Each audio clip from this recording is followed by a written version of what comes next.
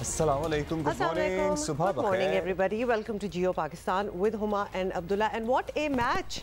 मतलब कि अब जब मैचेस जो है, की बात कर रहे हैं या पिंडी वाले की बात कर रहे हैं? मतलब क्यों आपने लाहौर में भी कल एक मैच सा पड़ा हुआ था ना, पीटीआई कारकुनों और पुलिस के दरमियान। अभी प्लीज उस वाली बात पे तो हमने आ ही जाना है, वो तो हमारा काम तो है। घमसान का रन था और उसमें एक शख्स की जान भी गई है बाय द वे, जिसकी इंक्वायरी कॉल तो वजीर आला ने कह दिया है, लेकिन बड़ा ही अफसोसनाक होता है जब भी इस किस्म के किसी एहतजाज, मुजाहिरे और मुठभेड़ में इंसानी जान का ज़या होता है। अफसोस तो होता है, लेकिन when you go out in such a situation anything can happen. तो जो जा भी रहे होते हैं लोग, उनको थोड़ा सा अंदाज़ा होना चाहिए कि क्या लाइकलीहुड है, क्या क्या how things can go wrong. और कल तो ऐसा दिन था जब आपको पता है कि एक विमेंस रैली भी थी, साथ ये पीटीआई का एक और पीटीआई की क्या कहेंगे रैली थी। और हम कल सुबह से बात कर रहे थे कि 8 मार्च को यौम ख़वातीन होता है, आलमी यौम ख़वातीन होता है। किसको नहीं पता, या पाकिस्तान तहरीक इंसाफ की सफ़ों में मौजूद ख़वातीन को नहीं पता कि इस दिन ख़वातीन ने मार्च करना होता है। और ये दिन तो इंस्टिगेट करने वाली बात, ये दिन उनके लिए डेडिकेटेड होता है, उनके लिए छोड़ दें। अच्छा, ये बात हमने कितनी कॉमन सेंस की ज़रूरत थी कि इस दिन के अलावा किसी भी दिन का प्लान बना लिया जाता, पर नहीं करेंगे ना। फिर हम यहाँ दोनों बैठ के ये बात ना कर रहे होते। They want to be talked about कि ये बड़ा ऑब्वियसली जान जाना किसी की भी बहुत बुरी बात है और काश ये ना होता, लेकिन of course that is hence we are talking about it on this forum. ये बात के जनाब उनसे तस्वीर कर लेते या उन्हें समझा देते, भाई ये अंडरस्टूड बात है, इसमें समझाने बुझाने की क्या जरूरत है कि इस दिन औरतों ने निकलना होता है, खवातीन ने मार्च करना होता है। कल हमने बड़ा एक्सटेंसिवली यहीं बैठे हुए ये बात की थी कि अगर किसी ने करनी भी थी, कोई भी पॉलिटिकल पार्टी ने अपनी रैली निकालनी थी तो निकाले इन सपोर्ट ऑफ द वुमेन। मतलब उसको रंग वही दे देना जो कल का दिन था। पूरी दुनिया में एक ही किस्म की रैलियां निकल रही थी, it was all about women. लेकिन बीच में अगर आपने टांग अड़ानी और अपनी हर दिन आप ही का दिन है, एग्जैक्टली हर दिन आप ही का दिन है, तो दे देते थोड़ा सा इधर। Anyway, this is what happened. ये विजुअल्स आपको दिखा रहे हैं। अच्छा, साथ ही आपको पता है कि इस्लामाबाद रैली जो थी विमेंस मार्च वाली, उसमें भी बहुत डंडे, मतलब शर्म आनी चाहिए उसमें तो टू बी ऑनेस्ट समझ आई नहीं कि उधर हुआ क्या है। उसमें औरतों को क्यों मार रहे थे, मतलब हुआ क्या है। उन्होंने एनओसी ली हुई है, वो बता के पूछ के हर साल इसी दिन रैली निकलती है किसी, it should not have come as a surprise to anybody, and yet डंडे भी बरसे और तू मैं लड़ाइयां भी हुई हैं। अच्छा, अब और पुलिस भी, आई एम सॉरी, थोड़ी सी आपे से बाहर हो चुकी, पुलिस बिल्कुल आपे से बाहर हो चुके थे। राना सनाउल्लाह वफाकी वज़ीर दाखिला, उन्होंने ट्वीट में ये तो कह दिया कि बड़ा अफसोसनाक है, मैंने इसका नोटिस ले लिया है, इंक्वायरी होगी। तो आई होप कि राना साहब आप आपके सरसरी बयानात और वादों की तरह ये भी हवा में ना रह जाए बात, और इस पे वाकई कार्रवाई हो उन लोगों के खिलाफ जिन्होंने ये सिलसिला शुरू किया। आई वॉन्ट टू नो कि ये सारी चीजें इन रेट्रोस्पेक्ट क्यों होती हैं। पता था कल क्या दिन है, पता था क्या होने वाला है, थोड़ी सी तमीज तो पुलिस को सिखाई जा सकती थी ना, of how to handle crowds and crowds of women. तो ये कोई एजुकेशन, ये कोई आपको क्लास नहीं चाहिए जी। 6ठी ग्रेड में हमने ये सीखा था कि औरतों से किस तरह बात करते हैं। This should come naturally to you. जिस तरह वो तू मैं बदतमीज, यू शट अप, और इसकी मतलब लिटरली लगता था कि 2 बच्चों की लड़ाइयां स्टार्ट हो गई हैं। मतलब It was embarrassing. औरतें आई थी, अपना मुजाहरा कर रही थी, मार्च करती, खुशउस्लूबी से चली जाती। ये खबर गैर जरूरी खबरें एक दिन है ये साल में, इसमें भी तकलीफ हो जाती है वैसे दुनिया को। तो इसमें यहाँ पे हम रोकेंगे, पुलिस वाले हैं ना हम क्योंकि, और उस तरफ हम चूंकि एक सियासी जमात हैं, इसलिए हम अदलिया बचाओ आइन बचाओ रैली उसी दिन निकालेंगे जिस दिन खवातीन ने अपने हुकूक के लिए मार्च निकालना है। अच्छा जी, इस सारे बाय द वे ये सब कुछ हम बात करेंगे, लेकिन इनिशियली जब हमने आपको गुड मॉर्निंग करके बात की थी ना, तो we were talking about the match of PSL and not that, क्योंकि कल भी हर मैच में कुछ रिकॉर्ड जो है वो बन रहे होते हैं। तो कल बहुत सारे रिकॉर्ड बने हैं भाई। कल के मैच का आपको बता दें कि टारगेट दिया पेशावर ज़ल्मी ने क्वेटा ग्लैडिएटर्स को जीतने के लिए, और क्वेटा ग्लैडिएटर्स ने एग्जैक्टली टारगेट देखे ना, या तो कोई 120 150 दिया और 240 बनाए और 41 का टारगेट दिया, और उन्होंने बासानी ये चेस कर लिया। तो और यू नो बाबर यूजुअली, अब चूंकि उनके कोई इतने अच्छे दिन आजकल नहीं है, लेकिन जब वो अच्छा करते हैं तो जिक्र ज़रूर होता है, लेकिन वो भी ओवरशैडो हो गया ना। बाबर की century also got overshadowed because उसके मुकाबले में जेसन रॉय ने 145, इन 63 बॉल्स, मतलब वो तो एक और ही रिकॉर्ड हो गया। और अनबिलीवेबल स्ट्राइक रेट के साथ पूरे टूर्नामेंट में ऐसा लग रहा था उन्हें गुस्सा चढ़ा हुआ था। कल जो सामने आ रहा था उठा कर पटक रहे थे, धो रहे थे, मतलब किसी एक बॉलर की भी एक ना चलने थी क्या। तो मतलब अब वो वाला लेवल आ चुका है कंपेटिटिवनेस का, क्योंकि अब तो कुछ ही मैचेस रह गए हैं, तो everybody is trying to make a mark and why not. वो बिल्कुल एक तो नहीं पिकिंग अप स्टीम वाली बात हो जाती है। Anyway, more on that later again. तो अब हम जरा, बाय द वे, कल आपको पता है कि इलेक्शन कमीशन ने पंजाब में इलेक्शन स्केड्यूल भी जारी किया है। पंजाब में 30 अप्रैल को होने वाले इलेक्शन का स्केड्यूल जारी हो गया है। परसों से कागजात नामजदगी जमा होना शुरू हो जाएंगे। एक तरफ इलेक्शन की तैयारियां हैं, दूसरी तरफ इलेक्शन में ताखीर के गहरे इम्कानात मौजूद हैं। गवर्नर खैबर पख्तूनख्वा ने अब तक इलेक्शन की तारीख नहीं दी है। इलेक्शन कमीशन ने सुप्रीम कोर्ट में CCPO लाहौर गुलाम महमूद डोगर बहाली केस में फरीक बनने की दरख्वास्त दी। साफ कह दिया कि गुलाम महमूद डोगर का मखसूस सियासी जमात की तरफ झुकाव है। मुतासिब अफसरान की तब्दीली के बगैर साफ शफाफ इंतखाबात मुमकिन नहीं है। मामला तूल पकड़ सकता है। उधर PDM में शामिल जमातें भी इलेक्शन के मूड में दिखाई नहीं देती हैं। नून लीग तो खुले आम कह रही है कि पहले इंसाफ फिर इंतखाब। ये इलेक्शन लड़ने के लिए हम मैदान में नहीं उतरे, इंशाअल्लाह ताला इलेक्शन जीतने के लिए मैदान में उतरे हैं। इलेक्शन होगा और इंशाअल्लाह जरूर होगा, लेकिन पहले कुछ फैसले होने बाकी हैं। शेखुपुरा वालों, पहले इंसाफ होना बाकी है। शेखुपुरा वालों, पहले एहतसाब होगा, फिर इंतखाब होगा। पहले तराजू के दोनों पलड़े बराबर किए जाएंगे, फिर इंतखाब होगा। पता नहीं किसी को पता है इस मुल्क में कि इलेक्शन कब होगा भी या नहीं होगा, ये मैं तो नहीं जानता। पता नहीं इलेक्शन कराने वाले भी जानते हैं कि नहीं, या जिन्होंने फैसले दिए उन्हें भी मालूम है कि नहीं। जब खिचड़ी पका रहे थे उस वक्त नहीं पता था कि खिचड़ी पकेगी तो ये सबको कड़वी खिचड़ी खानी पड़ेगी। उसमें तो सारे हिस्सेदार थे। अब आप कहते हैं इलेक्शन कराओ, अब आपको इलेक्शन याद आ गया। पहले एक जालसाज को हीरो बनाया और हीरोज़ को ज़ीरो बनाया, फिर ऐसे फैसले दिए गए जिन फैसलों की बुनियाद पे रियासत जो है उसकी चूल्हें हिल गई। आज आप कह रहे हैं इलेक्शन करा दो, लेवल प्लेइंग फील्ड के बाहर इलेक्शन करा दो। ठीक है भाई, करा दो। अच्छा जी, ये सब कुछ आपने सुन लिया। साथ ही आपको बताएं कि वज़ीर कानून आज़म नज़ीर तारड़ मौजूदा हालात में होने वाले इलेक्शन और अदालती फैसले पर संजीदा सवालात उठा रहे हैं, और क्या कह रहे हैं देख लें। अदालत उज़्मा के सामने तब भी ये रखा गया कि देखिए, आम इंतखाबात पे अरबों रुपया खर्च होना है। पाकिस्तान में डिजिटल मरदमशुमारी हो रही है, जो कि पाकिस्तान तहरीके इंसाफ की हुकूमत ने तमाम पॉलिटिकल पार्टी से कंसेंसस के तहत एक मुआहदा तय करके, जो दस्तखतशुदा मुआहदा है, उसका तयन किया कि अगली मरदमशुमारी जो है वो इस साल में होगी और नए इंतखाबात उस मरदमशुमारी पे होंगे और वो डिजिटल होगी, ताकि सारी सियासी जमातों और पाकिस्तान में बसने वाले मुख्तलिफ तबकात के जो रिजर्वेशन तहफ़्फ़ुज़ात थे वो दूर हो जाएँ। 35 अरब रुपए की कसीर रकम उस खाना शुमारी और मरदम शुमारी पे लग रही है, जो कि अगले चंद हफ्तों में 3 या 4 हफ्तों में कंक्लूड होने पे है और अप्रैल के एंड तक उसकी रिपोर्ट आ जाएगी। अब आधे मुल्क में तो इंतखाबात हों पुरानी मरदमशुमारी पे और बाकी मुल्क के इंतखाबात हों नई मरदमशुमारी के। कल को हल्के चेंज हो जाने, नई मरदमशुमारी के बाद जो सीटें किसी वजह से ज़िमनी इंतखाबात के लिए खाली होंगी, उनमें भी ये कन्फ्यूजन पड़ी रहेगी। आइन के आर्टिकल 224 में एक नई स्कीम दी गई 18वीं तरमीम के ज़रिए, जिसमें कहा गया कि बिल्कुल जो न्यूट्रल निगरान हैं वो हुकूमत चलाएंगे उन दिनों में, और उनका तकर्रुर होगा वज़ीर आज़म और लीडर ऑफ अपोजिशन की मुशावरत से। अब 224 को एज अ होल पढ़ें तो उसका करक्स ये है कि आम इंतखाबात मुल्क में जब हों, यहाँ पे निगरान हुकूमतें होनी चाहिए। आज सूरत हाल ये है कि वफाक में सियासी हुकूमत है, सिंध और बलोचिस्तान जहाँ पे इंतखाबात नहीं हो रहे वहाँ पे सियासी हुकूमतें हैं, लेकिन पंजाब और KP में निगरान हुकूमतें हैं। लेकिन क्या वफाकी हुकूमत के सियासी हुकूमत के होते हुए पंजाब और KP के इंतखाबात होते हैं और उनमें नतायज अगर लाडला खान के हक में नहीं आते तो क्या वो मानेंगे इन इंतखाबात को? बड़े पर्टिनेंट इश्यूज जो हैं वो पॉइंट आउट किए गए हैं।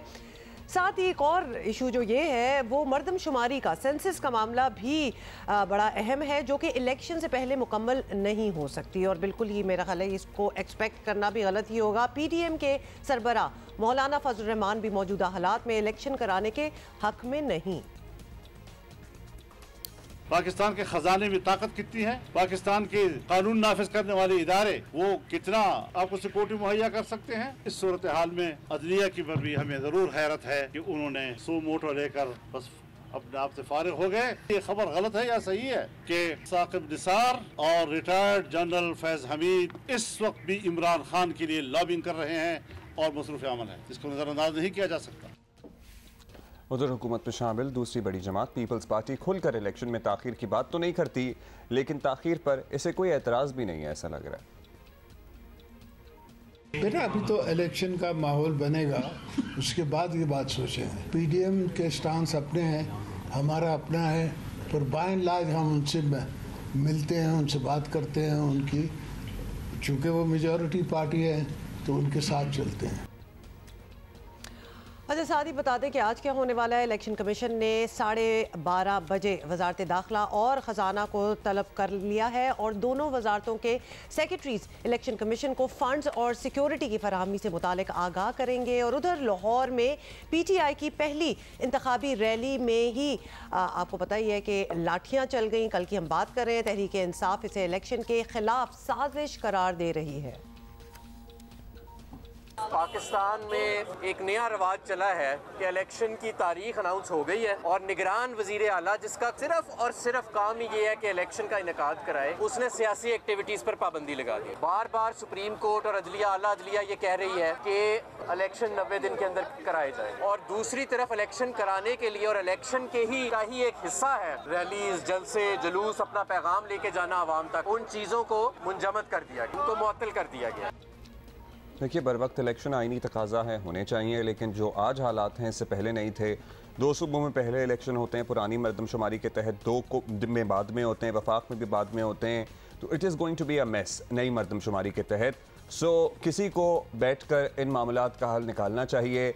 ये on the Vim of somebody और सम इंस्टीट्यूशन इस तरह ये मामला हल नहीं हो सकता, because at the end of the day political chaos अगर इसी तरह ये मामला चला तो बढ़ेगा ही, कम नहीं होगा। वफाकी वज़ीर दाखिला राना सना हमारे साथ मौजूद हैं। राना साहब, बताइएगा कि पहले तो बात कर लेते हैं जो लाहौर में हुआ उसकी। अब एक सियासी जमात का जमहूरी हक है रैली निकालना, इस पर डंडे चला दिए आप लोगों ने। अब आप लोगों ने तो नहीं, आप कहेंगे निगरान हुकूमत है तहरीक इंसाफ को, लेकिन वो तो यही कहती है पाकिस्तान तहरीक इंसाफ के PDM की नुमाइंदा है निगरान हुकूमत पंजाब में।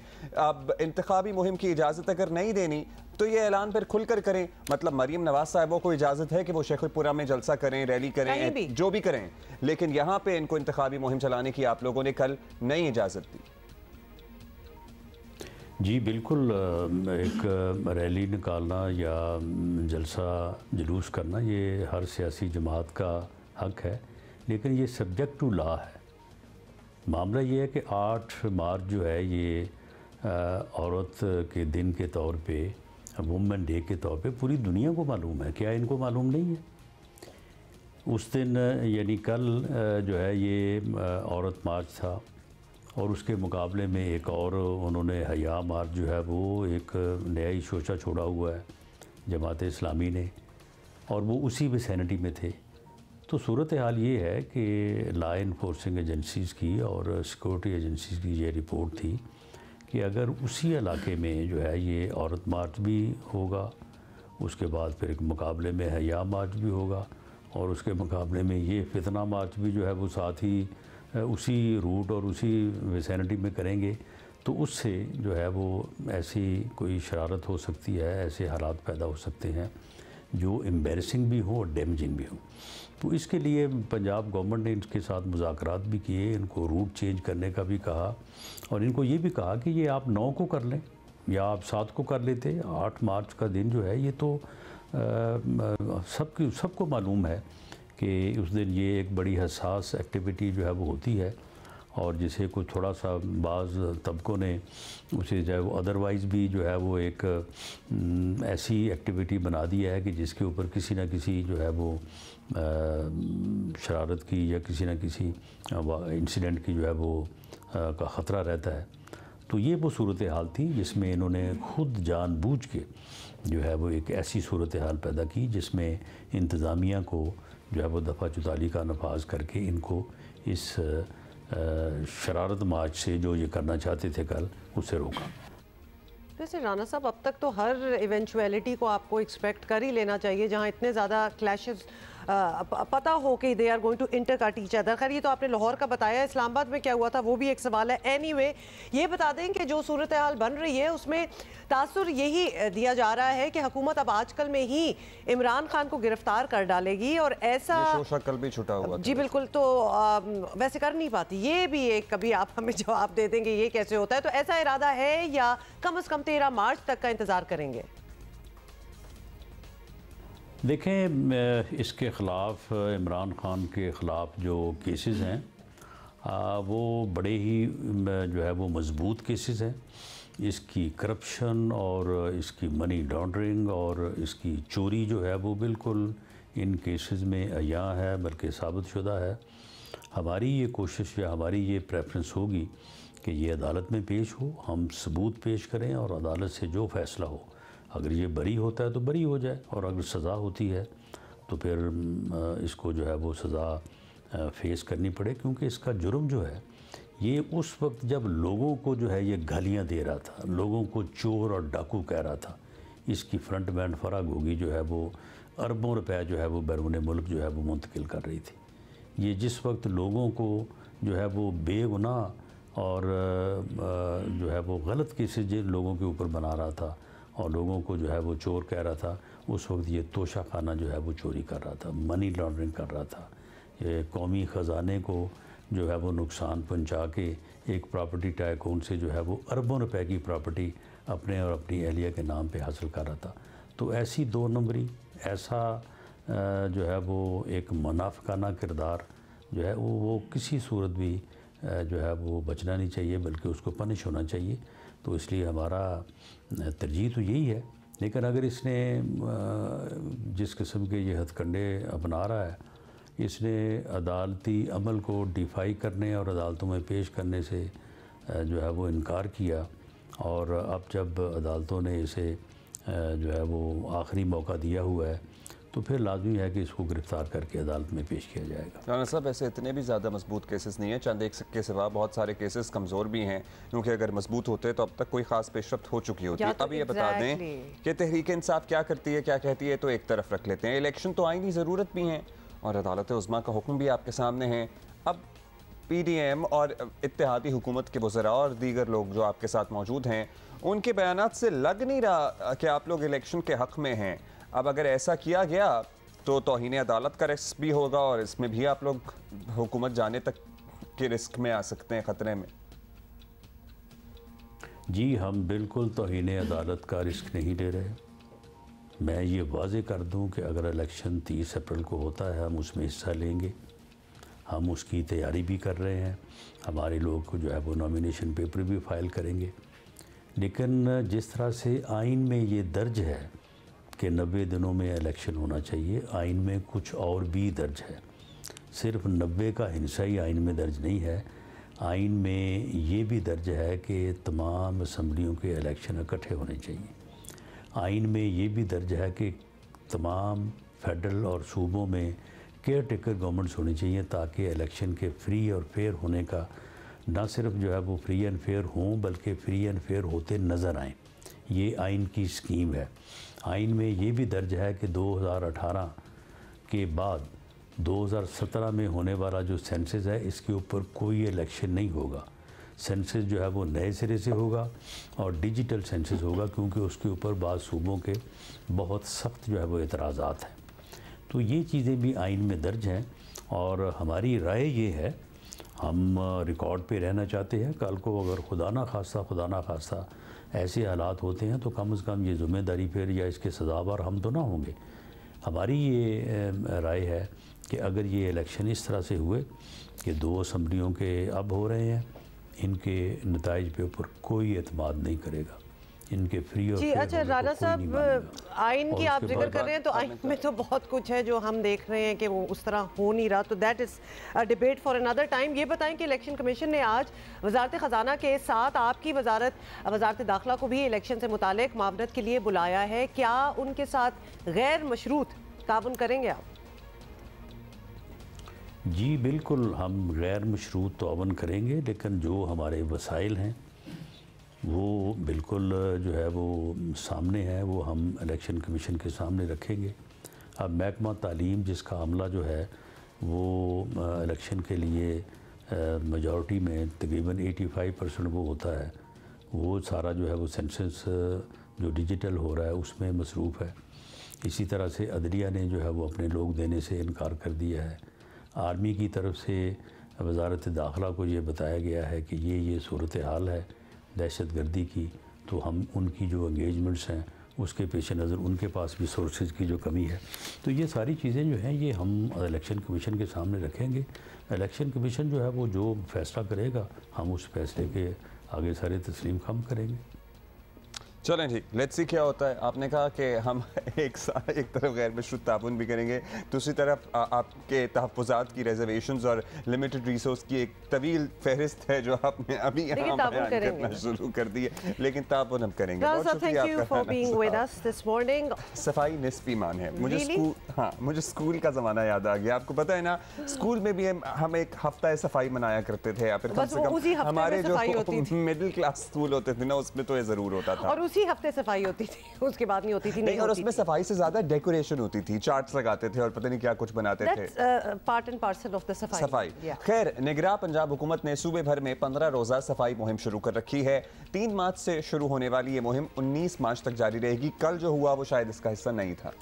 अब्दुल्ला, अब हर चीज़ में तो हम कल का नहीं डालेंगे ना, बिकॉज वो तो एक और लेवल ऑफ गन था। बट एनीवे, सफाई मुहिम के दौरान आपको बता दें कि शहरी इलाकों में सड़कों, सीवरेज, नालों, तंग गलियों बहुत इंपॉर्टेंट, और क्या गुंजान इलाके जो हैं, सब्ज़ी और fruit मंडियाँ, bus stand, parks, grounds, इनके अलावा दीगर पब्लिक मकामात को साफ़ सुथरा किया जाएगा। At least that is the. अच्छा, इसी पे ज़रा बात कर लेते हैं। जो इस मुहिम को लीड कर रहे हैं, इन तमाम मामलात को देख रहे हैं, निगरां minister local governments Punjab Ibrahim Hasan Murad sahab हमारे साथ मौजूद हैं। इब्राहिम साहब, शुक्रिया वक्त दिया। अब बताइएगा, वैसे तो लाहौर आपको पता है पाकिस्तान में रिलेटिवली साफ शहरों में शामिल हैं, और पंजाब में यही कहा जाता है कि एक बेहतर निज़ाम सफाई का, तो इसकी ज़रूरत क्यों पेश आई आपको इस मुहिम की नए सिरे से?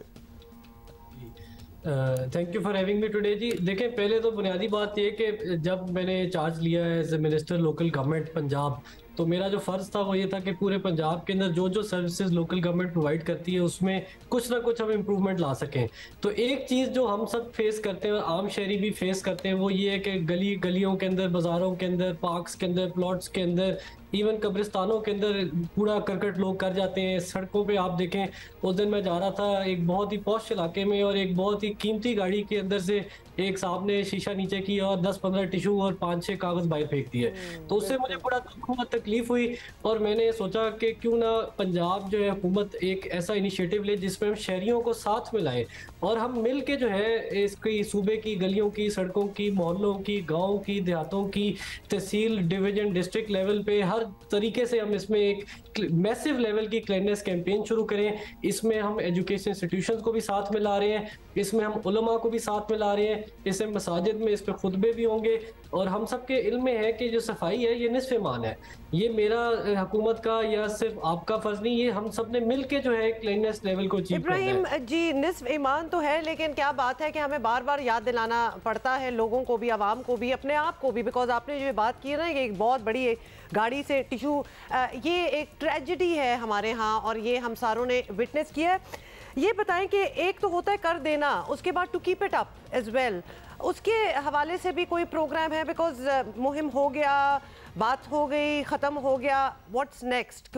You need to keep that up as well. जी, बड़ा आपने सही इंपॉर्टेंट पॉइंट रेज किया है। एक तो ये कि देखें, जिसे कहते हैं ना डीप क्लेंजिंग, तो अभी तो पंजाब की हम डीप क्लेंजिंग कर रहे हैं, तो आपको यकीन नहीं होगा कि हमने सिर्फ 3 दिन के अंदर तकरीबन 20,000 रोड्स को स्वीप किया है। फिर हमने तकरीबन 5,500 टन जो है डेली ज़्यादा सिर्फ हम लाहौर में वेस्ट उठा रहे हैं। और इसमें कब्रिस्तानों की भी सफाइयाँ हो रही हैं, नालों की भी सफाइयाँ हो रही हैं, बस स्टैंड्स की सफाइयाँ हो रही हैं, मैन होल्स कवर किए जा रहे हैं। और इसमें सबसे इंपॉर्टेंट जो एस्पेक्ट है वो ये कि we are basically raising public awareness. तो ये ज़रूरी है कि हम नई नस्ल को भी साथ इससे मिलाएं। और आपके और मेरे इल्म में है कि जिस तरह पैगंबर भी 1,24,000 है, वो इसीलिए है कि इंसान को याद दहानी की ज़रूरत पड़ती है। तो हमने ये कैंपेन इसलिए लॉन्च किया कि सब एक बार इस तरफ मुतवज्जो हो और सोचें कि सफाई जो है ये निस्फ़ ईमान है और ये एक जिम्मेदार शहरी की पहचान है। ये जो घरों में जैसे स्प्रिंग की क्लीनिंग होती है ना, ये वो सिलसिला चल रहा है कि कब्रिस्तान वगैरह भी रेगुलरली तो साफ नहीं होते हैं ना, एक निज़ाम रेगुलरली होता है जो इसके अलावा चल रहा होता है। वो निज़ाम किस हालत में है? क्योंकि पिछले दिनों एज इन इससे पिछली हुकूमत में हमने देखा कि कभी वो एहतजाज पे चले जाते थे। सॉलिड वेस्ट मैनेजमेंट का जो निज़ाम है पर्टिकुलरली लाहौर पंजाब के बड़े शहरों का, जो शायद आउटसोर्स भी किया हुआ था, how is that working out so far? जी अभी तो currently we have taken up the responsibility ourselves. The government of Punjab जो है वो खुद फिलहाल जो है ये सारी क्लीनिंग एक्टिविटीज हमारी अपनी फ्लीट्स हैं, अपने सैनिटरी वर्कर्स हैं, तो उसके अंदर ये कि कुछ पॉजिटिव्स भी हैं, कुछ नेगेटिव्स भी हैं। लेकिन हमने लोगों को ये कहा कि आप इसको जो है ना एक अपना फ़र्ज़ या काम समझ के ना करें, इसको इबादत समझ के करें कि आप एक नेक काम के अंदर शामिल हैं। और इसके अंदर एक और बहुत इंपॉर्टेंट जो पॉइंट है जो हम रेज़ करना चाह रहे हैं वो ये है कि सफाई जो है जो करता है ये कोई कम तर काम नहीं है, बल्कि ये बड़ा एक अफजल काम है, बड़ा अच्छा काम है। और सैनिटरी वर्कर्स की भी रिस्पेक्ट होनी चाहिए। और यूजुअली हम देखते हैं कि सोसाइटी के अंदर जो ये जेनिटर्स होते हैं और स्वीपर्स होते हैं, ये सब सफाई करने वालियाँ भी घरों में भी होती हैं, इनकी कोई रिस्पेक्ट नहीं होती, लेकिन ये बड़ा एक अच्छा काम करते हैं और हमारे माशरे को साफ रखते हैं। वो तो सफाई वाले, गंद वाले तो हम हैं, गंद तो हम फैलाते हैं। बिल्कुल इब्राहिम, नहीं मैं नहीं फैलाती, मतलब आप अपनी बात कर रहे होंगे। इब्राहिम ये जरूर बताइएगा कि हमने एटलीस्ट कराची की हद तक तो देखा है कि सफाई अगर हो भी जाए तो उसके बाद वो डंपिंग ग्राउंड जो होता है, वो जब ट्रैश जाता है कहीं and that's ton loads of it, तो वो भी ऐसी जगह होती है कि जहाँ से फिर शिफ्ट होके बाकी शहर में फैल जाता है। किधर डिपॉजिट किधर करना है ये एंड में सारा जो कचरा होगा और व्हाटएवर इट इज, किधर लेके जाएंगे? क्या लैंडफिल्स हैं, क्या करते हैं? जी हमारे पास एक तो इधर साइट है लखोडेर के अंदर और उधर सारी लैंडफिल साइट है। और हम इसमें जो आगे जा रहे हैं, आपको सुन के बहुत खुशी होगी कि हम अब आगे कूड़े से बिजली बनाना चाह रहे हैं। और इसके अंदर तकरीबन हमने नोट किया कि 70-80 मेगावाट की कैपेसिटी है सिर्फ लाहौर शहर की, और ये आपको 8 से 9 सेंट के अंदर बिजली फराहम कर सकता है। और आपके इल्म है कि डोमेस्टिक यूनिट ऑब्वियसली बहुत जो है ना it is gone through the roof, बहुत महंगाई हो रही है, तो ये हम इससे कूड़े से बहुत सस्ती बिजली बना सकते हैं। तो मैं ये चाहूँगा कि अगर हमारे आपके इल्म में है कि हमारा टेन्योर थोड़ा लिमिटेड है, लेकिन ये पूरे पंजाब के अंदर जितने शहर हैं ये जो कूड़ा है इससे बिजली बनाए और इसको प्रोडक्टिव यूज में लेके और इससे बहुत सस्ती you get the ball rolling. और ये आइडिया आपने फ्लोट किया है तो इस पे कुछ काम शुरू हो जाए आपके टेन्योर में। टेन्योर से याद आया कि 30 अप्रैल की तारीख है, पंजाब का इलेक्शन स्केड्यूल भी अनाउंस हो गया है, तो इब्राहिम साहब तैयार है पंजाब गवर्नमेंट? क्योंकि छोटी सी काबीना है, 8 लोगों पर मुश्तमिल है, इसलिए हमने सोचा आप हमारे साथ हैं मौजूद, आपसे पूछ लें, तैयारी है पंजाब गवर्नमेंट की इलेक्शन कराने की? जी इलेक्शन तो देखिए इलेक्शन कमीशन ने कराने और इलेक्शन कमीशन को जो मुमकिन सपोर्ट चाहिए वो हुकूमत पंजाब उनको प्रोवाइड करेगी। और हम खुद जो है इंश्योर करेंगे कि फ्री फेयर और ट्रांसपेरेंट इलेक्शंस हो। तो इसमें ऑब्वियसली जो जो हुकूमती इदारे हैं उनका ताउन हमें चाहिए होगा और मुझे उम्मीद है कि हम एक फ्री फेयर ट्रांसपेरेंट इलेक्शन कराने में कामयाब होंगे।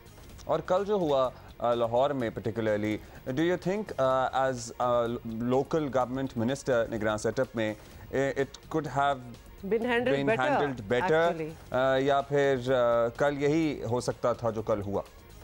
जी मेरे जो इल्म में फ़िलहाल है वो ये कि सेक्शन 144 गवर्नमेंट ने इम्पोज किया था और उसमें ये होता है कि आप तकरीबन 5 से ज़्यादा लोग जो है वो अफराद एक जगह इकट्ठे नहीं हो सकते, तो उसकी कुछ वायलेशन थी, फिर कुछ और ऐसी कोई चीज़ें हुई हैं। लेकिन मैं ओवरऑल इसको as an very unfortunate incident जो है वो कैटेगराइज करना चाहूँगा। और इस तरह के इंसिडेंट्स हमारी सोसाइटी में नहीं होने चाहिए।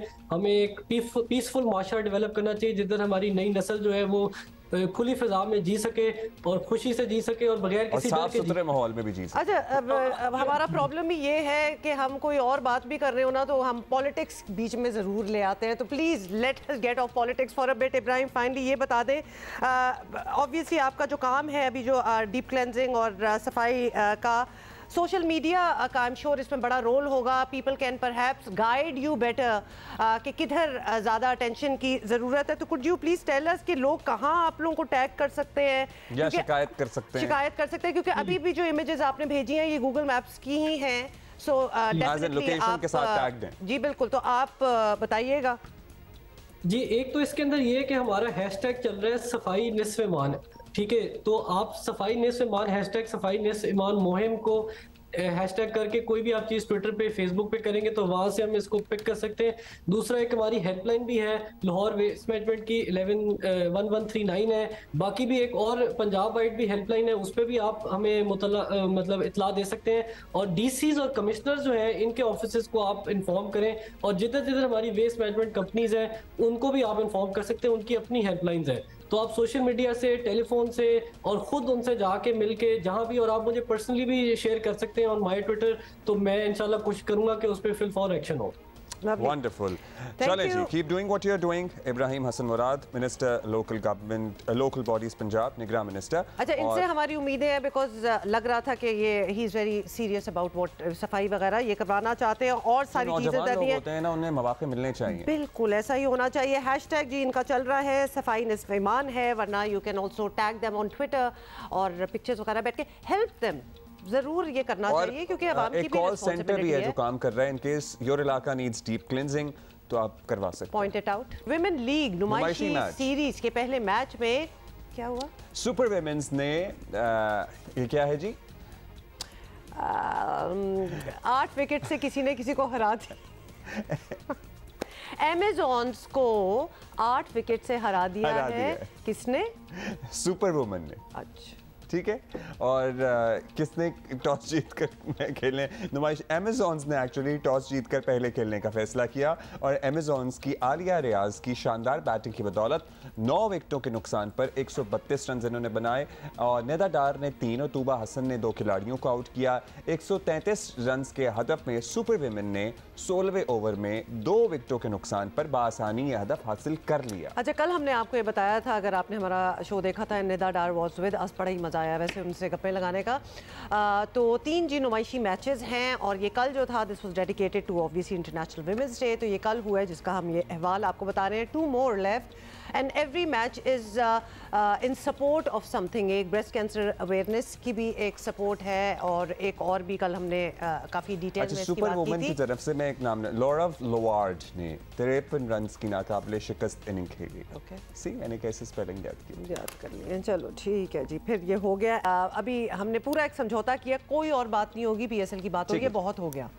आपको पता है ना, क्वेटा के लिए जरा बिल्कुल ही बाहर होने के जो रास्ते खुल गए थे वो थोड़ा सा रिवर्स गियर लगाया उन्होंने, कुछ ऐसा हुआ है, but might be too little too late, don't know about that. लेकिन आपको बता दें कि HBL पाकिस्तान सुपर लीग 8 के 25वें मैच में कितने मैचेस हो चुके हैं। इंतहाई दिलचस्प मुकाबले के बाद कोयटा ग्लैडिएटर्स ने पेशावर ज़ल्मी को 8 विकेटों से शिकस्त दे दी, दैट यू नो। साथ ही आपको बताएं कि पेशावर ज़ल्मी ने जो एस्टिमेटेड जो टाइम था वो कररा वक्त उसमें 20 ओवर्स, उसमें 2 विकेट के नुकसान पर 240 बनाए, which is quite good bye the वे। और जवाब में कोयटा ग्लैडिएटर्स ने जो हदफ था वो 10 गेंदों पहले ही, मतलब ये हदफ हो 241 बनाने थे उन्होंने और उन्होंने 10 बॉल्स पहले ही कर लिया। इसमें हाईएस्ट इंडिविजुअल जेसन रॉय के 145 रन बनाकर टीम में इन्होंने जीत में नुमाया किरदार अदा किया। टीम की पेशावर ज़ल्मी ने टॉस जीतकर पहले बैटिंग का फैसला किया। ओपनर साइम अयूब ने शानदार परफॉर्मेंस का मुजाहिरा किया। विकेट कप्तान बाबर आजम धुआंधार बल्लेबाजी की। बाबर के 60 गेंदों पर सेंचुरी 115 थे ऑलमोस्ट, उस पर बात हो सकती है लेकिन नहीं करनी चाहिए।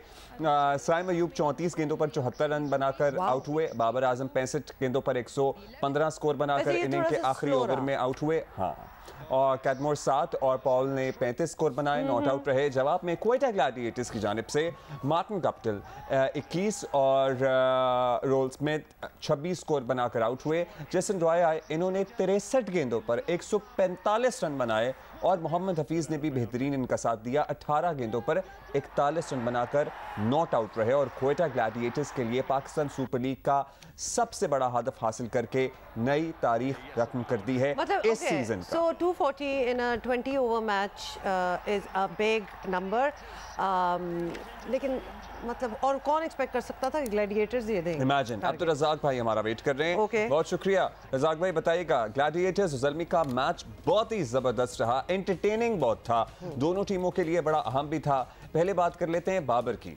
बाबर के इस परफॉर्मेंस, जिस टच में वो नजर आए, वो जो ऐसे बैटर के शाया निशान भी है, क्या आपको लगता है उनकी परफॉर्मेंस से आप मुतमईन हैं?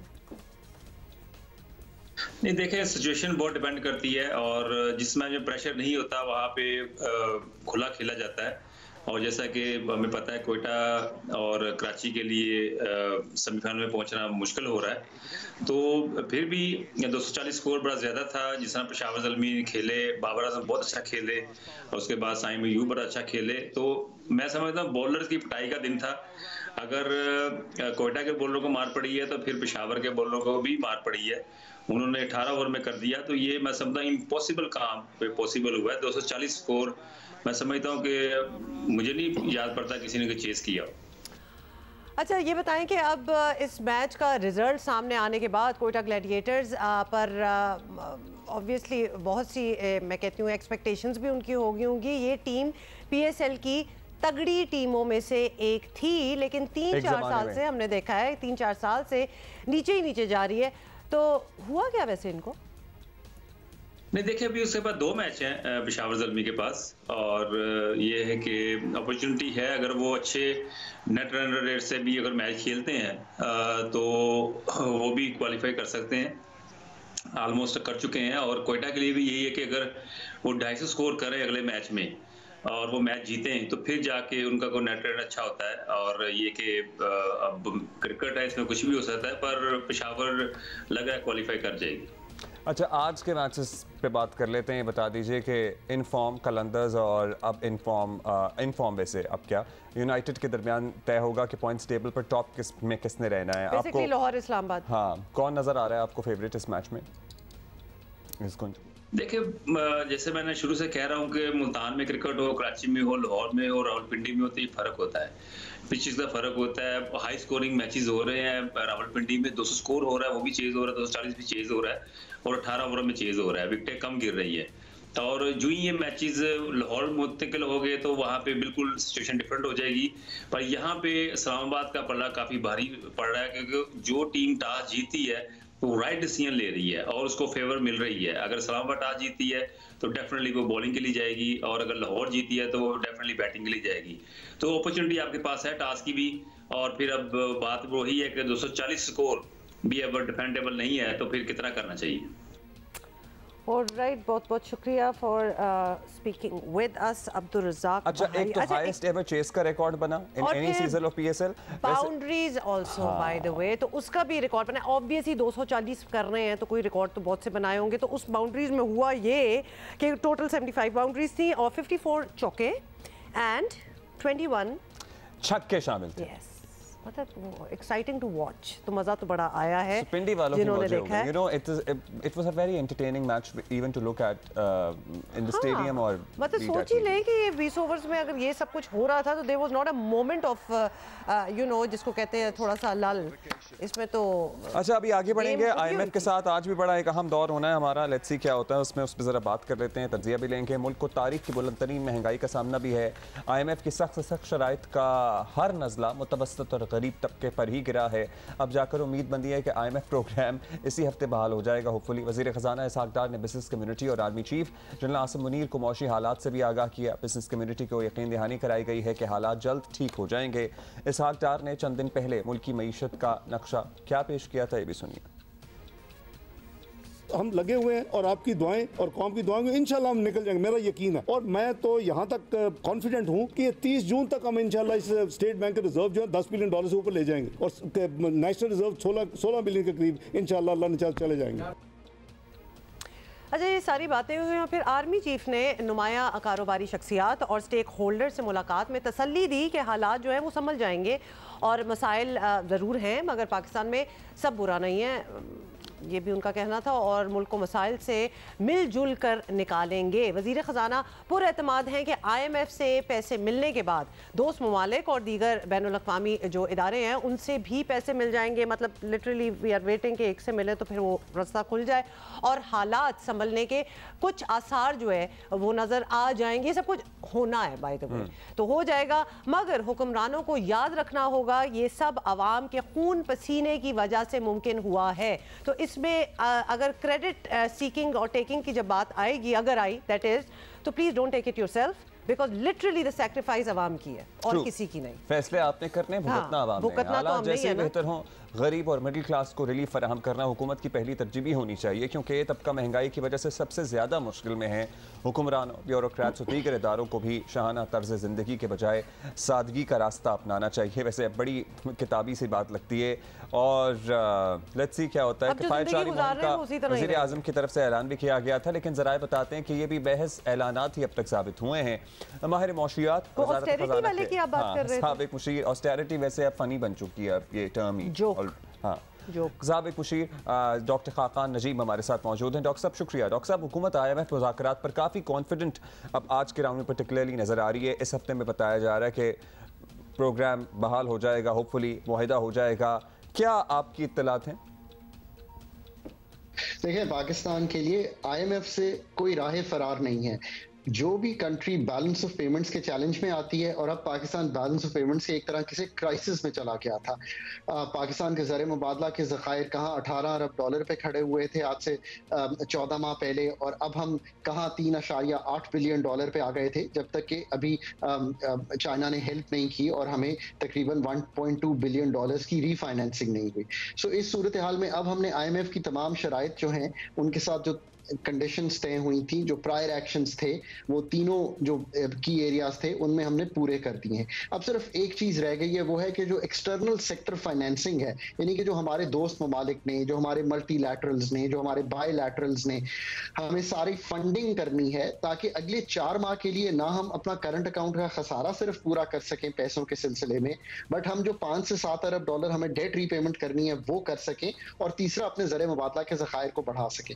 मुझे कभी उम्मीद है कि आने वाले चंद दिनों में पाकिस्तान स्टाफ लेवल एग्रीमेंट के बहुत करीब होगा, once these financing commitments are in place.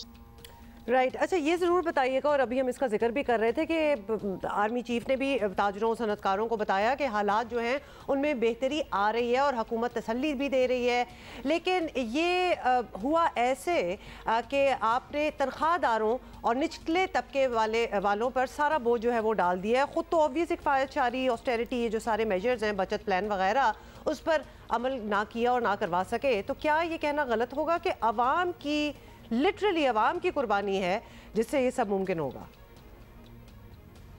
अब इस सारे उसमें आपको जो एडजस्टमेंट होती है, पावर सेक्टर के बिलों की एडजस्टमेंट, गैस के बिलों की एडजस्टमेंट, एनर्जी की अलावा फिस्कल की एडजस्टमेंट टैक्सेस में आ रही है। इस सब का जो बोझ है वो डालना है अमीर तबके पे, वो डालना है पेइंग कस्टमर्स पे, वो डालना है उन लोगों पे जो कि इस चीज़ की इस्तात रखते हों। पर अगर आप देखें तो हमने अभी भी जो टैक्सेशन की है 170 अरब की, उसमें लार्जली जो टैक्सेशन है वो इनडायरेक्ट है। मैंने बारहा ये बात कही है कि पाकिस्तान मुतहम्मिल नहीं हो सकता इनडायरेक्ट टैक्सेशन का। यहाँ पे ये समझता हूँ कि IMF को भी बहुत रिस्पॉन्सिबली एक्ट करना पड़ेगा। उनको देखना पड़ेगा कि इन टैक्सेस को ना करते हुए पाकिस्तान का जो बोझ है वो 17 से 18% GST करने पे, PDL यानी कि पेट्रोलियम डेवलपमेंट 50 रुपए की लगाने पे, ये सब वो चीजें हैं जो इनडायरेक्ट टैक्सेशन में उन लोगों पर भी उतना ही बोझ डालती हैं जिनकी तनख्वाह 30,000 है, और उन पर भी उतना ही बोझ डालती हैं जिनकी माहाना तनख्वाह 30 लाख रुपया है। ये वक्त है कि पाकिस्तान को अपने टैक्सेशन के निज़ाम में मेजर पॉलिसी रीसेट करना चाहिए, और वो पॉलिसी रीसेट मैंने नहीं देखा, और मुझे इससे इन्फ्लेशन जबकि 30 से 31% पर हो, उस वक्त बहुत ही तशवीश होती है। अब आवाम का डॉक्टर साहब ये मुतालबा बिल्कुल जायज़ है, बल्कि जल्द से जल्द इस पर अमल होना चाहिए। जैसे ही मईशत ठीक ट्रैक पे आए, हुकूमत अमीरों और अशराफिया को टारगेट करे, इनडायरेक्ट टैक्सेस जिसकी आप बात कर रहे हैं उसके बजाय डायरेक्टली टैक्स करें, आवाम पर डाला गया बोझ कम किया जाए। आपको कोई ऐसा प्लान या इरादा नजर आता है, महसूस होता है? पाकिस्तान की जो सिस्टम है जिसमें फोकस्ड है 1 से 5% लोग जिनको हम टारगेट करके मराद दे रहे हैं, उनसे निकल के हमने ये एम्प्लॉयमेंट की अपॉर्चुनिटी, मराद की opportunity for the youth create करनी है आम आवाम के लिए।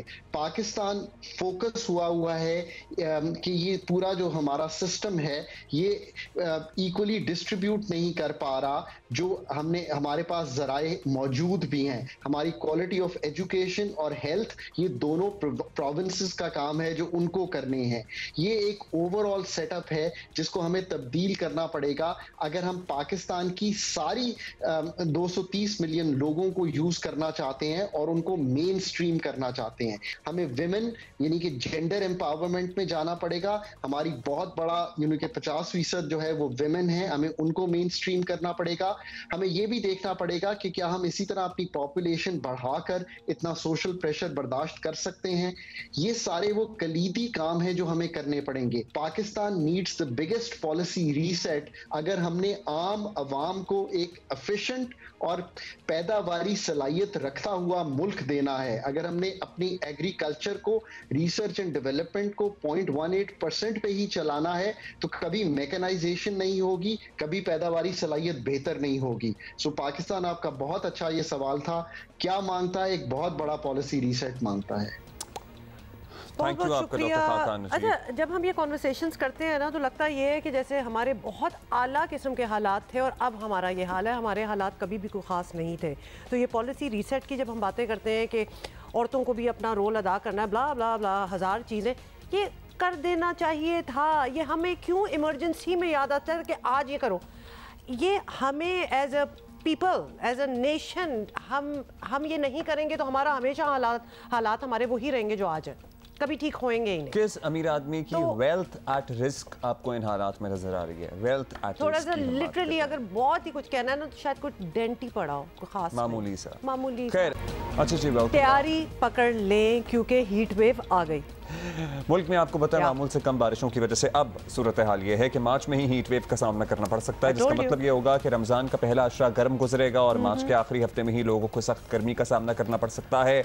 अप्रैल और मई में भी हीट वेव के इम्कानात हैं मौजूद और लोगों को मार्च के आखिरी हफ्ते में सख्त गर्मी का सामना करना पड़ेगा। मतलब रमजान, मुझे लगता है सेट ये जो गर्मियां है ना जो देख रही होती हैं कि बस छोटी ईद पे तो आग बरसानी है, बिल्कुल ऐसा ही होगा। मौसमियाती जायजे के मुताबिक मार्च, अप्रैल और मई में गिलगित बल्तिस्तान में कदरे कम मगर मुल्क के बेशतर हिस्सों में बारिशें मामूल के मुताबिक लेटर ऑन होंगी। हीट वेव से बचने के लिए आपको पता ही है आपने क्या क्या करना है।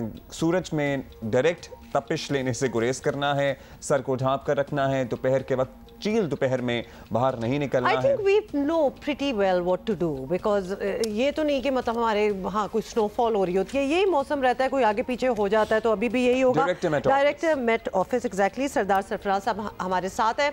सरदार साहब कोई अच्छी खबर दे दें प्लीज़। वैसे तो सर्दियाँ जा चुकी हैं, बाहर ने आना था, कुछ नहीं बीच में हुआ, सीधा गर्मी जो है वो शुरू हो गई। अचानक मौसम इतना कैसे बदल गया?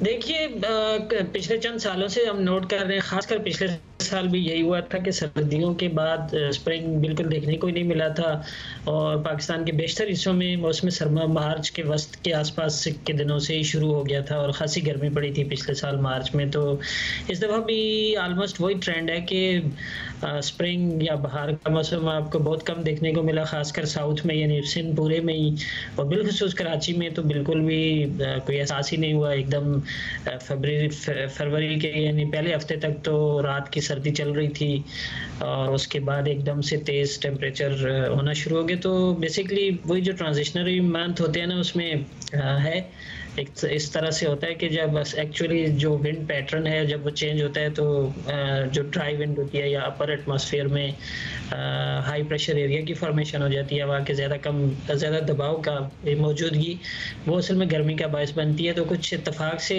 इस दफ़ा भी मार्च के शुरू होते ही इस तरह का ट्रेंड आ गया, बल्कि फरवरी के लास्ट वीक से आ गया था, खासकर कराची के हवाले से हम बात करें तो। अच्छा सरदार साहब, अब सुनने में ये आ रहा है कि कराची में हीट वेव आने वाली है और दर्जा हरारत मार्च में ही 40 से आगे पीछे ज़रा हो जाएगा। Is that so? आने वाला मार्च का महीना है जिसमें भी मामूल से दर्जा हरारत ज़्यादा होंगे, लेकिन इसका ये मतलब नहीं कि ज़रूर हीट वेव आएगी। हीट वेव का अभी कोई ऐसा अगले मतलब इस पूरे मार्च में मुझे कोई इम्कान नहीं दिखाई देता।